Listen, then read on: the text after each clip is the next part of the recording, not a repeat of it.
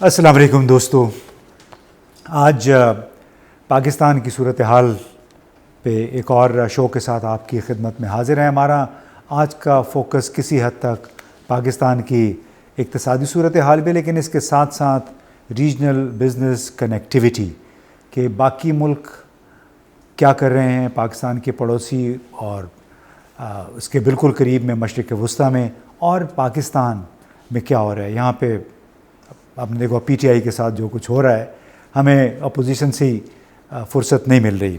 اب امریکی national security advisor Jack سولیون نے 8 مئی کو سعودی عرب میں محمد بن سلمان جو ان کے فرما رواں ہیں ان کے ساتھ ملاقات کی ہے۔ اس ملاقات کے بعد جیک سولیون نے سعودی عرب، متحدہ عرب امارات اور بھارت کے نیشنل سیکورٹی ایڈوائزرز کے ساتھ ایک الگ ملاقات کی۔ اب ان کے دورے کے 2 مقاصد تھے۔ ایک تو یہ کہ 2018 میں جب جمال خشوگی جو جرنلسٹ تھے ان کو قتل کیا گیا استنبول میں، تو اس کے بعد سے امریکی صدر جو بائیڈن نے اپنی انتخابی مہم کے دوران یہ وعدہ کیا تھا کہ ہم سعودی عرب کو سبق سکھائیں گے اور اس کو ہم ایک ویلن ثابت کر کے دکھائیں گے، کیونکہ جو کام انہوں نے کیا ہے وہ حقوق انسانی کی بدترین خلاف ورزی ہے۔ لیکن جناب 5 سال کے بعد ان کے نیشنل سیکورٹی ایڈوائزر اب ریاض میں انہوں نے محمد بن سلمان کے ساتھ ملاقات کی، اور مقصد یہ بتایا تھا کہ ایک طرف ہم بگڑے تعلقات کو درست کرنے آ رہے ہیں، دوسری طرف تعاون اور ترقی کی نئی راہیں تلاش کرنے کے لیے۔ لیکن ساتھ میں جیک سولیون نے یہ بھی کہا کہ ہم خصوصی طور پہ بھارت کو بھی ہم نے دعوت دی ہے۔ تو اجیت دوول جن کا ذکر ہم پاکستان میں بہت سنتے ہیں، وہ بھی گزشتہ رات اس میٹنگ میں موجود تھے۔ اب آپ کو معلوم ہے کہ سعودی عرب، متحدہ عرب امارات اور بھارت کے درمیان پہلے ہی بڑے اسٹریٹجک نوعیت کے سیاسی اور اقتصادی تعلقات قائم ہو رہے ہیں، وہ نئی بلندیوں کی طرف جا رہے ہیں۔ اس صورتحال میں پاکستان کہاں کھڑا ہے؟ ہم آئی ایم ایف سے 1.1 ارب ڈالر کی ایک قسط ہمیں ملنی ہے آخری، اس کے لیے تڑپ رہے ہیں، اس کے لیے تگنی کا ناچ نچا دیا ہے، لیکن ابھی تک اس قرضے کی کوئی آثار نہیں ہے ملنے کے۔ اب پاکستان کہاں ہے، اس حوالے سے ہم نے سوچا کہ دوبارہ آپ کی ملاقات کروائیں ڈاکٹر اشفاق حسن خان صاحب سے۔ National university of science and technology آپ کو معلوم ہے وہاں پہ پرنسپل بھی ہیں، معروف اکانومسٹ بھی ہیں، وزارت خزانہ میں بھی انہوں نے طویل عرصے تک کام کیا۔ تو ڈاکٹر صاحب یہ بتائیے، جو نقشہ میں نے کھینچ دیا، ذرا طویل بات ہو گئی، لیکن کانٹیکسٹ فراہم کرنا ضروری تھا ان لوگوں کے لیے جنہیں معلوم نہیں ہوتا کہ جو تمام تر صورتحال میں پاکستان کہاں جا رہا ہے۔ یہ بڑا اچھا سوال ہے آپ کا کہ دنیا میں اس وقت ایک اسٹریٹجک ری الائنمنٹ ہو رہی ہے۔ کل کے جو دوست تھے آج اتنے دوست نہیں ہیں، جو کل کے دشمن تھے آج وہ اتنے دشمن نہیں ہیں، قریب آ رہے ہیں۔ تو ایک اسٹریٹجک ری الائنمنٹ ہو رہی ہے، اور جب یہ اسٹریٹجک ری الائنمنٹ ہو رہی ہے تو ایسے ہی جس میں ہمارا بھی کوئی مقام ہونا چاہیے تھا، ہمارے گھر میں آگ لگی ہوئی ہے، تو ہم تو اپنے ہی گھر کے آگ کو بجھانے میں لگے ہوئے ہیں۔ لوگوں کو سمجھ میں نہیں آ رہا کہ اس آگ کو بجھائیں کیسے۔ میں نے بھی بہت سارے آپ کے بھی پروگرام کے حوالے سے اور بھی لوگوں کے پروگرام کے ذریعے سے، چینل کے ذریعے سے بھی لوگوں کو میں نے کہا کہ دیکھیں، یہ ملک ہے، یہ گھر ہے تو پارلیمنٹ بھی ہے، آپ ایم این اے بھی ہوں گے، آپ وزیر بھی ہوں گے، اور یہ ملک بھی چلے گا۔ لیکن اگر آپ اسی کو برباد کر دیں تو پھر کہاں کہ آپ ایم این اے ہوں گے، اور کہاں کہ آپ سینیٹر ہوں گے، اور کہاں آپ وزیر ہوں گے۔ تو آپس میں مل کے بیٹھو، بات چیت کرو، جو اسٹیک ہولڈرز ہیں اس ملک کے آپس میں بیٹھیں، بات چیت کریں۔ تو بات چیت تو کرنا تو دور کی بات ہے، ہم ایک دوسرے کے خون کے پیاسے ہوئے ہیں۔ لیکن یہ بات چیت کا مشورہ تو چین کے وزیر خارجہ نے بھی ہمیں دے دیا ہے۔ ہمارا ایک واحد سہارا اس علاقے میں چین ہے، لیکن چین نے بھی آ کے گھر میں یہ بات پچھلے تک آپ سمجھ لیں 11 مہینے سے کہہ رہا ہوں، 11 مہینے سے آئی کوڈ سی کہ ہم کدھر جا رہے ہیں۔ میں بار بار ایک لفظ کہتا رہا ہوں کہ ہم اسٹیٹ آف ڈس ایکویلیبریم میں چلے گئے ہیں۔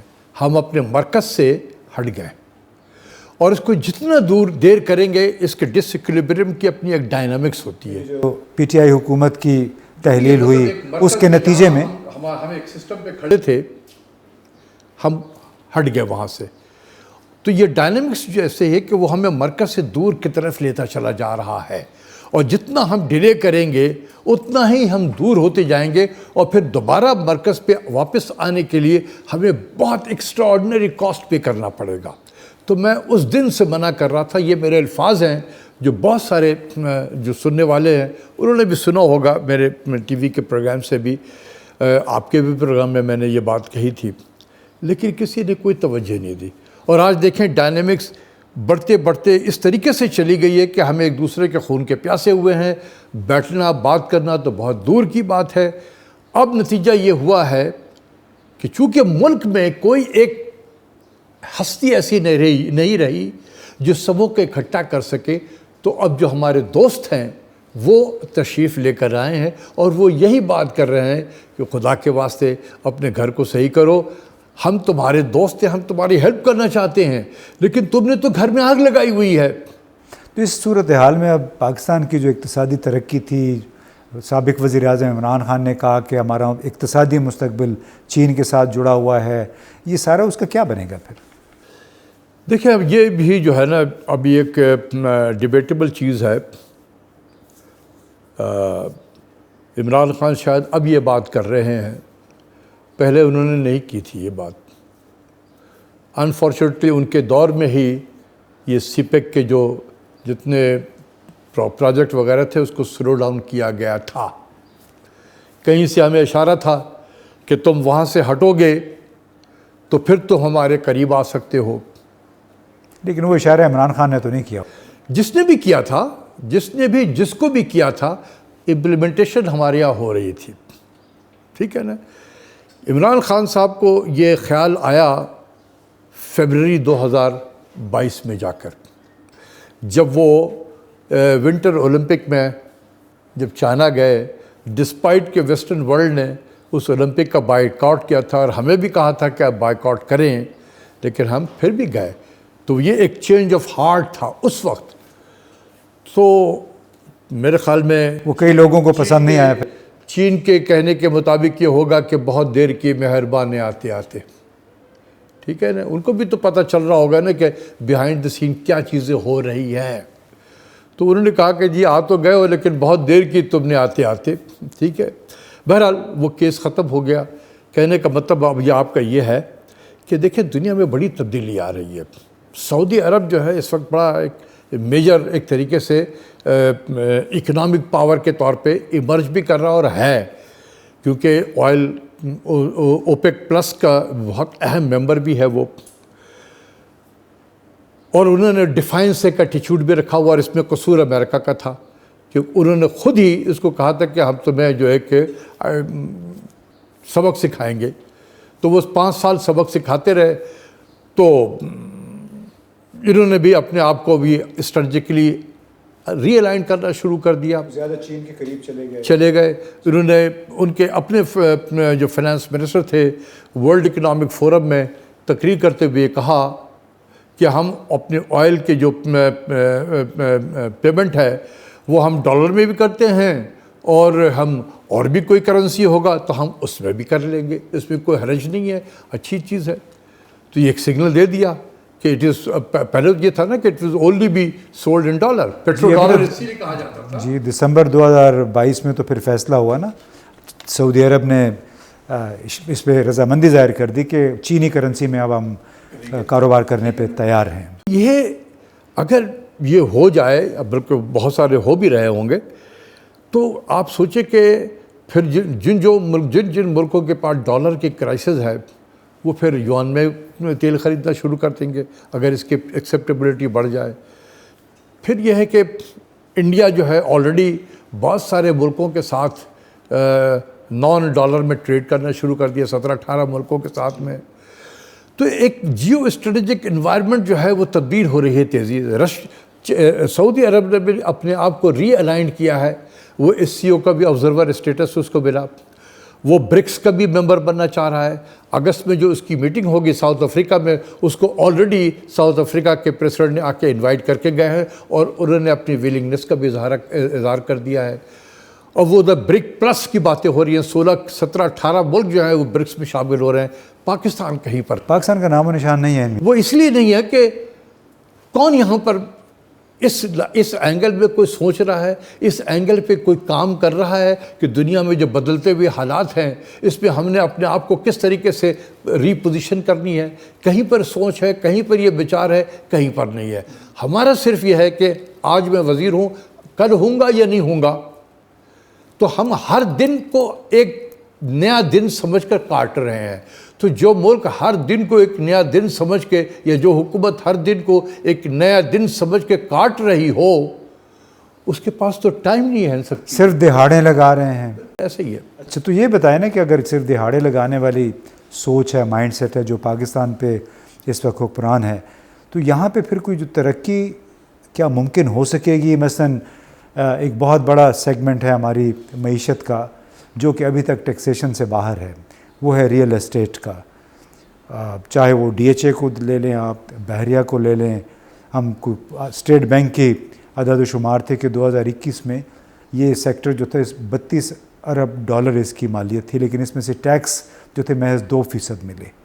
تو کیا یہ وہ مائنڈ سیٹ ہے جو کہ ریئل اسٹیٹ کو عملاً ایف بی آر سے باہر رکھ رہے ہیں, ٹیکس دینے پہ آمادہ نہیں ہے, بینکوں کے ذریعے یہ لوگ ٹرانزیکشن نہیں کرنا چاہتے؟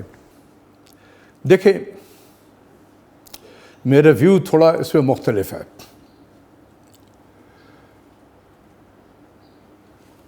میں ہمیشہ سے میں سمجھتا ہوں کہ کنسٹرکشن انڈسٹری جو ہے یہ مدر آف انڈسٹریز ہے. Construction industry is mother of industries. آپ اس کو صرف ریئل اسٹیٹ سیکٹر نہ دیکھیں, آپ یہ دیکھیں کہ جب آپ اسلام آباد ایئرپورٹ جاتے ہیں تو پورا دونوں طرف شہر آباد ہو گئے. کتنی بلڈنگ بن رہی ہیں. اس بلڈنگ میں کہیں سیمنٹ بھی استعمال ہو رہا ہوگا, سیمنٹ کے کارخانے چل رہے ہیں کہ نہیں چل رہے ہیں, کہیں سریا بھی لگ رہا ہوگا, کیا وہ آئرن اینڈ اسٹیل کی انڈسٹری چل رہی ہے نہیں چل رہی ہے, کہیں پر یہ وہاں بلب بھی لگیں گے, ایئر کنڈیشنر بھی لگے گا, بہت سارے لفٹ بھی لگیں گے. تو ان سبوں کی انڈسٹری فلرش کر رہی ہے کہ نہیں کر رہی ہے. تو جب کنسٹرکشن انڈسٹری چلتی ہے تو اس سے تقریباً 35 سے 40 انڈسٹری اس سے لگی ہوئی وہ بھی چلنی شروع ہو جاتی ہے. تو وہ انڈسٹریز کنٹریبیوٹ کر رہی ہوگی اکانومی میں, بالکل کر رہی ہوگی. ایف بی آر کو بھی پتہ ہے کہ وہ انڈسٹریز بھی کنٹریبیوٹ کر رہے ہیں. ٹھیک ہے, تو یہ انڈائریکٹلی تو کنٹریبیوٹ کر رہا ہے کنسٹرکشن انڈسٹری. پھر آپ دیکھیں کہ امپلائمنٹ کتنا جنریٹ کرتے ہیں. آپ کو ایک ان اسکلڈ ورکر سے لے کر ایک سیمائی اسکلڈ اینڈ اسکلڈ ورکر کی ضرورت ہوتی ہے. Unit plumber, unit carpenter, unit electrician, ایک سیریز آف جو ہے آپ کو ورک جابس کریٹ ہوتے ہیں اس کے اندر میں. یہ بھی ایک حکومت کا ہی فرض ہے کہ کسی انڈسٹریز میں وہ جاب کریٹ ہو رہی ہو. اب رہا ڈائریکٹ ٹیکسیشن کا, کہ وہ کماتے ہیں تو دے رہے ہیں ٹیکس کی نہیں دے رہے ہیں. اس کی طرف ہمیں صرف توجہ دینا چاہیے کہ جی اگر میں کسی پلازا کا مالک ہوں یا میں بلڈر ہوں اور میں 10 پلازا بنا چکا ہوں, میں نے بہت پیسے کمائے ہیں, کیا میں نے جو کمایا ہے اس کا جائز ٹیکس میں نے دیا ہے یا نہیں دیا؟ یہ سوال ہے. ٹھیک ہے, جبر زیدی صاحب کے بقول جتنے ڈی ایچ ایز بیریئرز ہیں وہ بلیک منی کے لاکرز ہیں کہ وہ اپنے لوگ پیسے یہاں پہ ڈال دیتے ہیں. میں نے اپنا ویو آپ کو بتا دیا. I am not against construction industry, اس لیے کہ میں نے دیکھا کہ چائنا کے وہ بات کریں کہ جو اربوں کروڑوں کماتے ہیں وہ ٹیکس نہیں دیتے. تو بہت سارے لوگ کما لے رہے ہیں. کیا ایگریکلچر والے نہیں کما رہے ہیں؟ جس کے پاس اگر 100 ایکڑ زمین ہے, گندم اگا رہا ہے, ٹھیک ہے, اور آج 4,500 روپیہ پر مان جو ہے گندم اگر اس کا مارکیٹ میں بک رہا ہے اور 12.5 ایکڑ اور یہ 100 ایکڑ زمین والا شخص ہے, وہ کتنے کما رہا ہوگا؟ لیکن ٹیکس وہ نہیں دیتا. ہم اس کو کیوں نہیں کرٹیسائز کر رہے ہیں؟ اس لیے کہ وہ پارلیمنٹ میں بیٹھے ہوئے ہیں. تو بنیادی طور پہ تو بات ادھر ہی آ گئی, وہ 1 یا 2% اشرافیہ جو ہے, سول ملٹری اشرافیہ اور جاگیردار زمیندار. آپ اس کو لنک کنسٹرکشن انڈسٹری سے نہ کریں. کنسٹرکشن انڈسٹری جب فلرش کرے گی تو 30-35 انڈسٹریز فلرش کرتی ہیں. اور آپ کے اسی طریقے سے جابس بھی کریٹ ہوتے ہیں. آپ کا سوال بالکل جائز ہے کہ جب میں اس انڈسٹری میں ہوں, ریئل اسٹیٹ کے بزنس میں کما رہا ہوں, تو میں کیوں ٹیکس نہیں پے کرتا ہوں. اگر میں نصب میں پڑھاتا ہوں اور مہینے کا میں 40,000 45,000 روپے میرا ٹیکس کرتا ہے, تو مجھے تو دکھ ہوگا کہ میں مہینے کا 40-45,000 روپیہ ایک پڑھا کر ایک ٹیچر آدمی دے رہا ہے, تو جنہوں نے اربوں کمایا ہوا ہے وہ کیوں نہیں ٹیکس دے رہے. یہ بالکل ہے. اور ایف بی آر کو یا حکومت وقت کو اس کی طرف توجہ دینی چاہیے کہ یہ کیسے ان کو لایا جائے, نہ کہ پوری انڈسٹری کو, ریئل اسٹیٹ کو یہ کہا جائے. نہیں, ہم تو بنیادی طور پہ یہ پلاٹوں کی بات کر رہے ہیں جو اس میں پلاٹوں کی خرید و فروخت میں ہیں. تو یہ بتائیں کہ وہی مائنڈ سیٹ کی ہم بات کر رہے ہیں کہ یہاں پہ جو حکمران ہیں وہ آج کل آئی ایم ایف کے ساتھ ہمارا میچ پڑا ہوا ہے پاکستان کا, اور حکومت نے تو بڑے ہیلے بہانے کیے ہیں, آثار ابھی تک نہیں ہیں کسی ڈیل کے, اور حکومت نے تاخیری بڑے حربے استعمال کیے. یہ بھی کہا کہ ہمیں جون سے پہلے ڈیل کرنا ہے آئی ایم ایف کے ساتھ. تو کیا یہ کوئی لیجیٹمیٹ بہانہ تھا حکومت کا؟ دیکھیں, یہ پروگرام جو آن گوئنگ ہے یہ 30 جون کو ختم ہو جائے گا. ٹھیک ہے, یہ 30 جون کو ختم ہو گیا. اس کے بعد ایک نیا پروگرام کرنا ہے. میں کبھی بھی ایڈوائز نہیں کروں گا حکومت وقت کو بھی, اور جو بھی میرے الفاظ کو سن رہا ہو جو میٹر کرتا ہے اس ملک میں, وہ کبھی بھی اجازت نہ دے اس حکومت کو کہ وہ آئی ایم ایف کے ساتھ ایک نیا معاہدہ کرے. اور اسی طریقے سے میں آئی ایم ایف سے بھی اس پروگرام کے ذریعے سے کہوں گا کہ آپ نہیں کریں معاہدہ, ویٹ فار الیکشن, اور اس کے بعد جو بھی نئی حکومت آئے, party A B C D, I am least bothered about کہ کون آتا ہے, جو حکومت آئے گی وہ پھر آپ کے ساتھ اگر کرنا چاہے معاہدہ تو وہ کرے, تاکہ اس کے وہ ہوگی اونرشپ ہوگی. جس نے بھی معاہدہ کیا اس کی اونرشپ ہوگی, تو وہ اس کے اچھے برے جو بھی کنڈیشن ہے امپلیمنٹ کرے گا تو وہ اس کا ذمہ دار ہوگا. آج ہم یہ معاہدہ کر لیں, یہ حکومت, میں اگزامپل دے رہا ہوں, اور پاکستان آ گیا ہو آئی ایم ایف میں, کل کو فرض کر لیں کہ الیکشن ہوتا ہے, فرض کر لیں کہ کوئی اور آ جاتا ہے, وہ کہے گا یار ہم تو نہیں اس کو کرتے کیونکہ یہ ہم نے نہیں کیا آپ سے معاہدہ. آئی ایم ایف کبھی اس اسٹیٹ آف انسرٹنٹی میں معاہدہ نہیں کرتا ہے, یہ ہمیشہ رکھ لیں. آئی ایم ایف بھی نہیں کرے گا, اس کو بھی تو پتہ ہے نا کہ الیکشن کب ڈیو ہے. تو they will wait for a new government to come into power. یہی لوگ آ جائیں, کوئی حرج نہیں ہے, الیکشن ہو اور یہی پی ڈی ایم دوبارہ آ جائے, بالکل, پھر وہ آئی ایم ایف کے ساتھ اگر چاہتی ہے معاہدہ کرنا بالکل کرے. لیکن آپ تو آئی ایم ایف کے ویسے ہی خلاف ہیں. میں دیکھیں وہ دوسری چیز ہے نا, میں آئی ایم ایف کے خلاف نہیں ہوں, آئی ایم ایف کے پروگرام کے خلاف ہوں. ہم اپنے گھر کو خود صحیح کرنا چاہیے.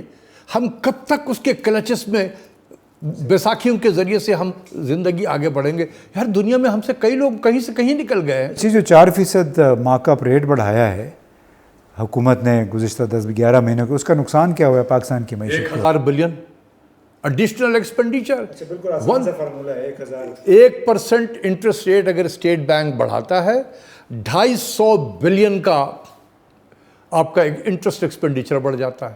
ٹھیک ہے, اب آپ بتائیں کہ ہم ایف بی آر, ٹھیک ہے میں بھی بہت ایف بی آر کے اس میں بہت کمزوریاں ہیں اس ادارے میں, لیکن یہ کتنی زیادتی ہے کہ آپ ایف بی آر سے کہہ رہے ہیں کہ ریسورس بڑھاؤ, براڈن کرو ٹیکس بیٹ. کتنا کرے گا وہ؟ کیا ایک مالی سال میں 1000 ارب کا وہ ایڈیشنل ٹیکس لے سکتا ہے؟ کبھی بھی نہیں لے سکتا ہے. تو ایف بی آر کبھی بھی اس ریس میں اسٹیٹ بینک آف پاکستان کا یا آئی ایم ایف کا مقابلہ نہیں کر سکتا ہے. اگر یہ بہت بھی کوشش کر لے, چلو اب ٹیکس میجر لے کر 200 بلین کر لیا, یہ 2 نفلوں کی مار ہے اسٹیٹ بینک کے گورنر کے لیے. اس نے صرف 1% ڈسکاؤنٹ ریٹ بڑھا دینا ہے, آپ کے 200 صاف ہو گئے. اور یہ بات ایگزیکٹلی میں نے عمران خان صاحب سے بھی کہا تھا, آج میں پبلک کو بھی بتانا چاہتا ہوں. یہ جنوری یا دسمبر جنوری کے ٹائم تھا, 2022 کی بات کر رہا ہوں میں, 2021 کا, کہ 300 بلین آئی ایم ایف نے کہا تھا کہ ایڈیشنل ٹیکس میجرز لیں آپ, 300 بلین. وہ بہت مصیبت پڑی ہوئی کہ 300 بلین کے ایڈیشنل ٹیکس میجر کیسے لیں گے, تو سر جوڑ کے بیٹھے ہوئے تھے کوشش میں. تو میں نے کہا کہ سر, ساتھ میں گورنر اسٹیٹ بینک بھی بیٹھا ہوا تھا. میں نے کہا مسٹر پرائم منسٹر, کتنی مشکل ہو رہی ہے آپ کو, 300 बिलियन एडिशनल टैक्स मेजर लेने के लिए ये जो साथ में बैठे हुए हैं ना, इन्होंने सिर्फ नियत करना है अभी नफल पढ़ने के लिए, ये आपका 300 साफ हो जाएगा। मैंने कहा इन्होंने जाके 1.5% डिस्काउंट रेट को बढ़ा देना, ख़त्म। तो ऐसा क्यों करते हैं, मतलब जानबूझ के करते हैं? कोर्स देखिए, एक तरफ आप करेंसी को डिवैल्यूएशन करके इन्फ्लेशन क्रिएट कर देते हैं, क्रिएट हो गया, बाय डेफिनेशन इन्फ्लेशन बढ़ जाएगा। फिर कहेंगे ओहो रियल इंटरेस्ट रेट पॉजिटिव होनी चाहिए, ठीक है। ये IMF का एक इकोसिस्टम ब्रिगेड भी पाकिस्तान में है।